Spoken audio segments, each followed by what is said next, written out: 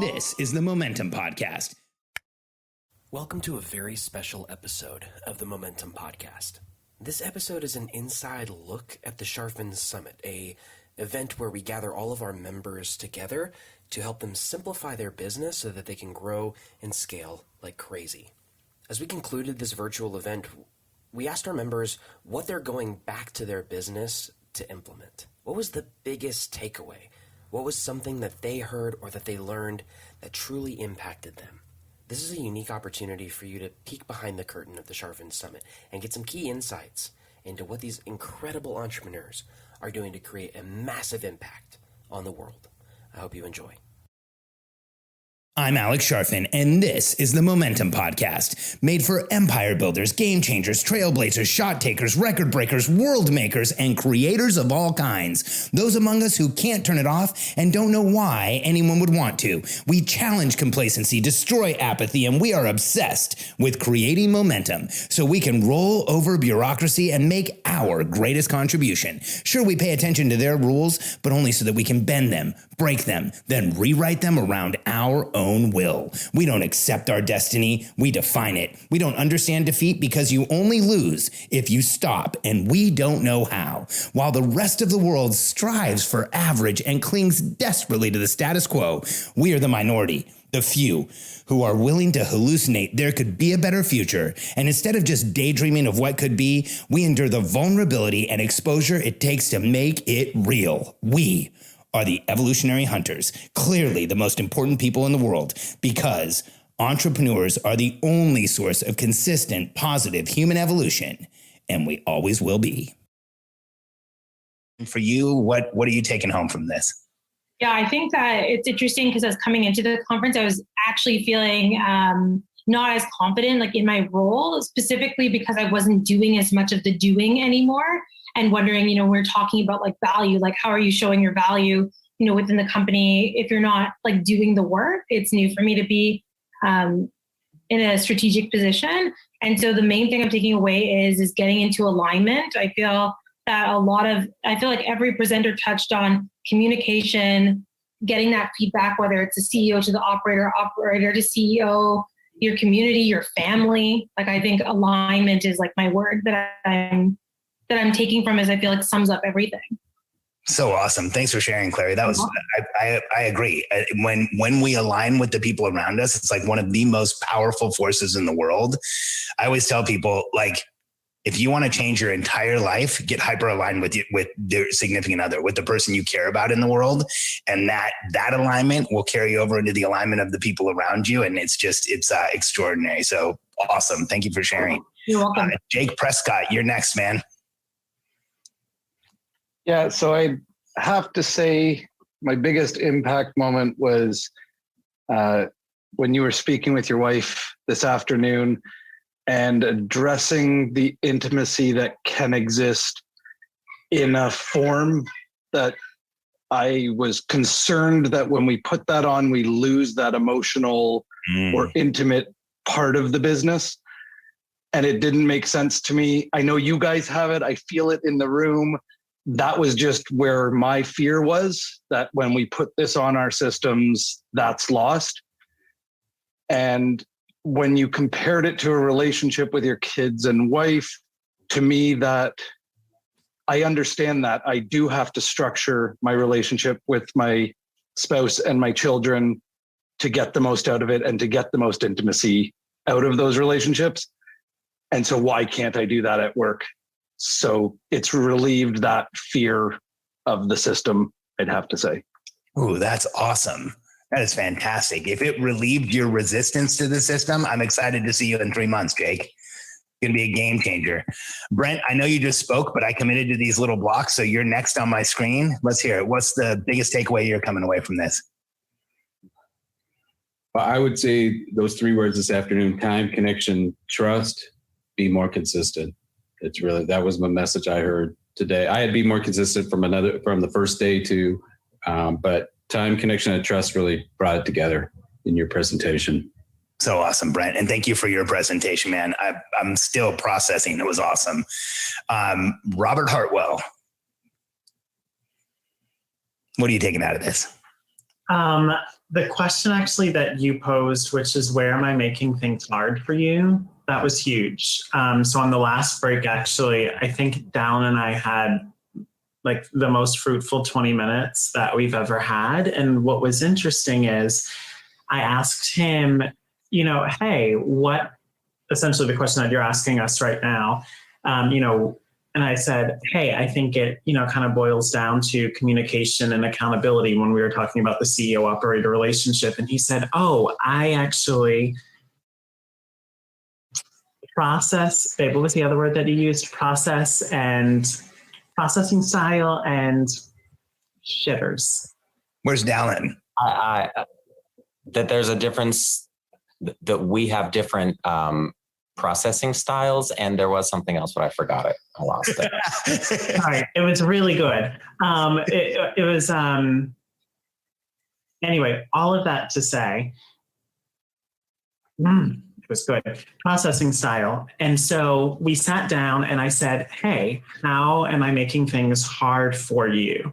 And he said to me, can I actually take the weekend to process this, and then I'll share with you on Monday? And I said, I think we can actually, after being in a relationship for 4 years together, you know where I'm making things hard, and I'd love to invite the space for us to talk about those things now if you're open to it.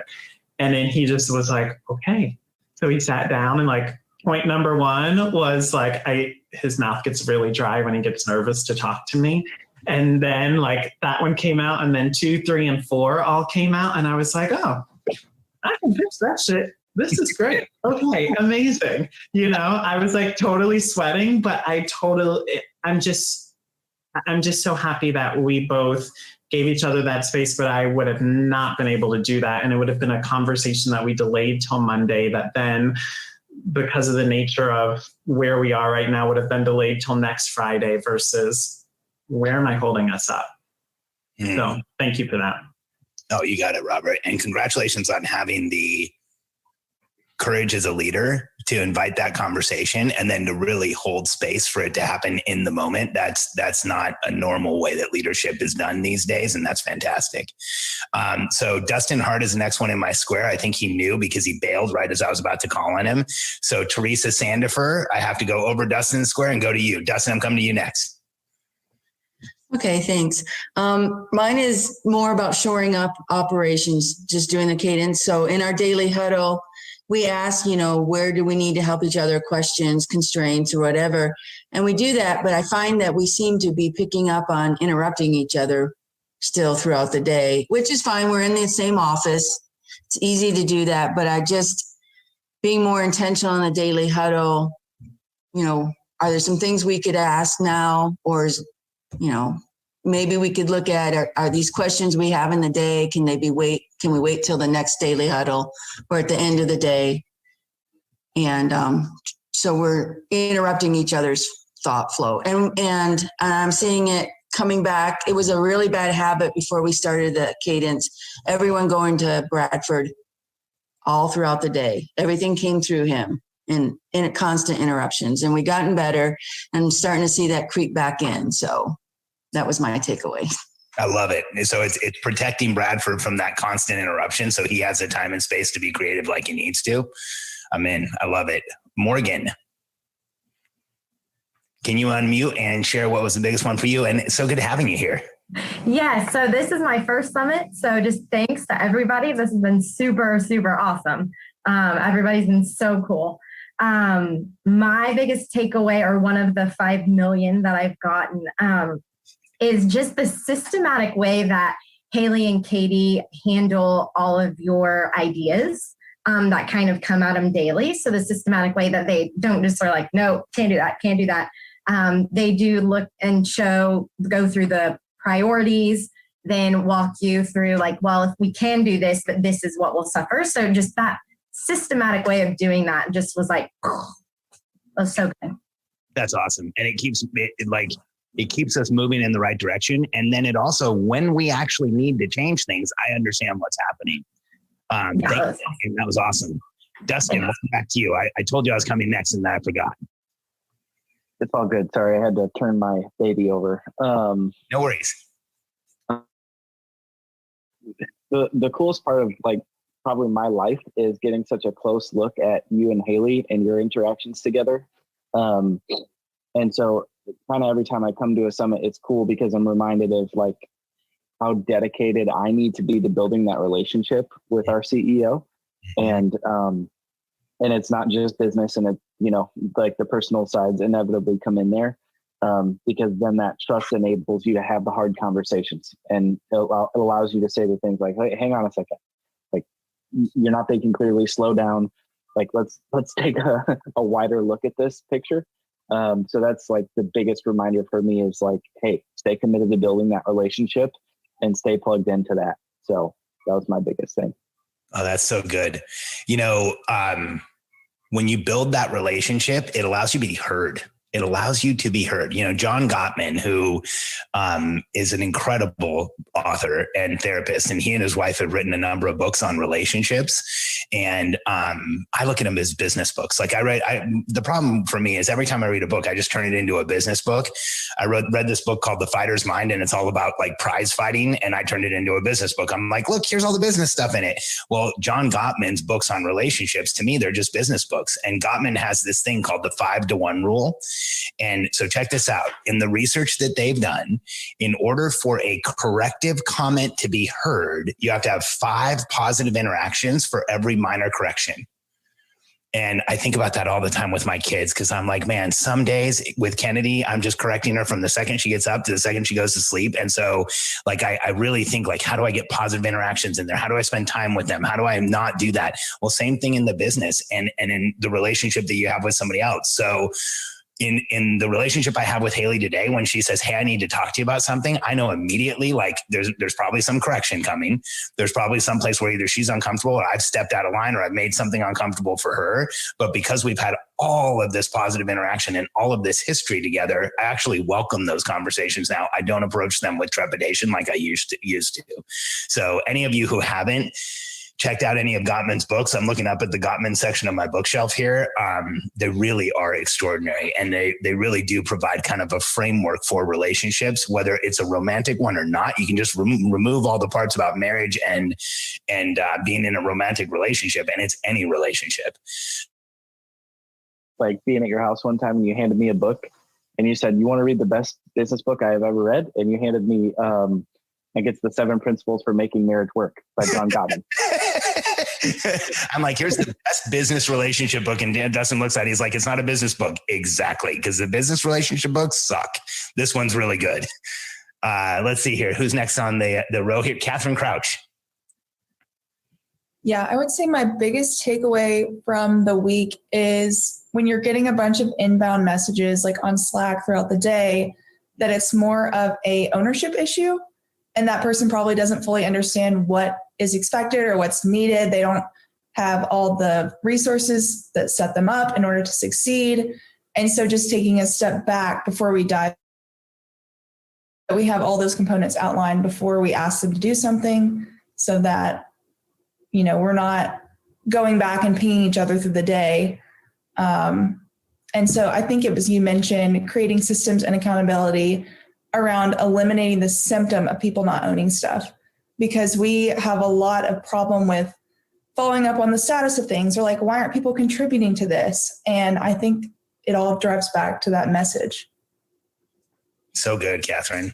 I'm excited for you to implement that, especially in a PR agency, because there's so much variability in your business that every new thing that happens, somebody could potentially come back and try and get to you and Heather for it. So the more that you can give them ownership, the more it'll eliminate that for you. I'm excited to see you do it. Thanks, Catherine. That was well thought out, and I appreciate it. Christos. All right. Well, I am very new to this we are very new to this program. And there was so much I took away from it, like little things, checklists, ideas. And I was like writing everything down. And I think earlier that's where my question to you came from with the personal and the business cadence, because I want to apply it all at once. And it's crazy because our team is for the short time we've all worked together, we have such an amazing team. And everything that I'm learning, I realize not only do I want to apply it for myself, but the first thing that I thought of is, oh, my team is going to love this. Like, this is going to be perfect for my team. Like, oh, this. So being able to bring this back to them and know that, this is going to help so many, it's going to fix so many random little issues. And it's crazy because it all just comes back to clear, structured communication. And it's so simple. So I don't know, for me, the biggest takeaway was really, the cadence itself. And I'm so excited to get it implemented. And I'm so excited and happy and grateful to be a part of this group. The conversations that took place in the breakout rooms and just everything that happened throughout this whole summit. I had an amazing time and I learned a lot. So thank you to everyone. Yeah, welcome to the group. It's great to have you here, brother. And thanks for the comment. Ariel, you're next. And it's so good to have you in Accelerator. This is awesome. Thank you. Well, first I want to thank Nicole for leaving the summit and meeting with me on Zoom so I could join today, because I really was frantic this morning. I was like, where is everybody? And how do I get in? So for me, I've really been keeping the cadence, I think, at an arm's length, because I'm so resistant to structure, because I've really had to, most structures I've been a part of, I've had to adhere to the structure versus the structure meeting me in the space that I'm in. And I really got over these past few days that this whole thing is designed to meet me in the space that I'm in. And that by letting that in, that's going to be what liberates my relationship with my operator. And I think that I'm clearly the bottleneck in the whole thing, and that's what's going to really create momentum for us, is my allowing myself to be part of this and find a structure that really profoundly works for me. So thank you for that. And thank you for helping me figure out why I didn't get a thing this morning and how I could get in. So. Got it, Ariel. And I'm just so excited. I think I've shared this earlier. I have a personal relationship with Ariel. She runs my kids' school, and one of the things theme is like how much the challenges I had in education affected me as an adult. I often tell people that I've spent most of my adult life trying to correct the things that happened to me in school, and that's only kind of a joke. And the school that Ariel has is such an inclusive and caring and welcoming environment that my kids are literally bummed out that they're on summer break. Both of them would go to school tomorrow. If I told them they were going to hold a single day, they would just run over and go do it. And so the fact that you're in this program and we can help you expand that influence and put it out there in a bigger way, Ariel, is just incredibly exciting for me. I think there's an entire generation of kids like me, and I know kids like you, that really need a sky bridge. And I want sky bridges everywhere in the world for kids who are different and kids who learn differently. And so thank you for what you've done for my daughters and for our family. I'm so privileged to be able to help you in this group. Yeah, thank you. My pleasure. Susie, you're on your own now, so I can come to you. Hey. I don't have one of my many children cry. I think I had so many takeaways. This was really lovely, and I'm so glad I got to come to my first one of these events. But on the first day, I think it might have even been Cadence Day, Alex, you mentioned someone in here had just moved themselves out of the CEO role and put someone else on their team into that role. Like, they'd worked themselves out of the CEO role. And I did not know that was a possibility. So now I have a goal, is to get our team to work Rachel out of that role, because I think it would be incredible. And I'm a Capricorn, so now I have something to work towards, which makes me happy. And so that was the big one for me. And then right behind that is learning more about coaching, rather than managing. I've always said, I'm not a coach. Don't come to me for coaching. I'm the person you come to if you want me to get something done. Or my phrase is always, no, here, I'll do it. And learning how to valuable. So. Love it. Thank you so much for sharing and for putting your sign out there, because apparently that's creating some fanship over there in the chat. Takora, when I came to you earlier, you weren't there. So if now that you're here, I would love to get your reflection. Awesome. Yeah, I'm going to try not to cry. I always do that at the end of these. I'm just really re-energized, and it's so funny. Like, I was talking with Ashley, I was like, I just can't wait for the summit. Like, when we came from the last summit, we weren't supposed to, but we were on such a high. Like, we worked throughout the entire Monday, and we were like, I worked. She was like, I did too. I was just so excited. And I have that similar feeling as well. Just what I'm comforted by is a lot of the things that were shared. Highlights for me were basically saying like, hey, you delaying gratification can literally not only explode your business, but bring more peace into your mind, your life. And again, I am really comforted by the fact that I can now settle into strategic mode, not survival mode, and really change my default setting. Literally, you came from my entire life when you said that thinking of an idea and then trying to implement it is such a 5-figure mindset. I was like, oh my gosh, Alex, he should have just added me next time to say, act to Cora, like I'm talking to you.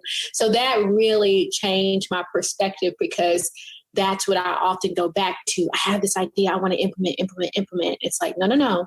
You are in 6, 7, 8-figure mode now. Like, this is the rooms that you're in now. So you have to promote your perspective. So this entire conference really promoted my perspective, and I'm so thankful. Thank you so much for your presentation. As expected by all of us, it was extraordinary. And thanks again for being here. And I love that I'm going to start telling people that immediate implementation is a 5-figure habit. You've got like hardwire that. If you're like, ooh, I need to do this now, remember, you are racing down the billionaire code. You're not looking left, you're going left. Hey there, this is Eddie Kirk with Alex Charfen's team. Thank you so much for listening to this episode of the Momentum Podcast. Listen, if you're ready to take the next step, if you're ready to understand the systems and processes and frameworks that we teach entrepreneurs to grow and scale their business with confidence, we're ready to help you. If you go to billionairecode.com right now, you can get on a call with a member of our coaching team and find out which one of our coaching programs best fit the needs of your business right now. We know that when you are clear on where you're going and you're excited about the outcome, you will put the accelerator pedal to the floor and you won't let up. Let us help you get into momentum, grow and scale your business, and make the impact that you've always known you should. Go to billionairecode.com right now to get started. We'll see you there.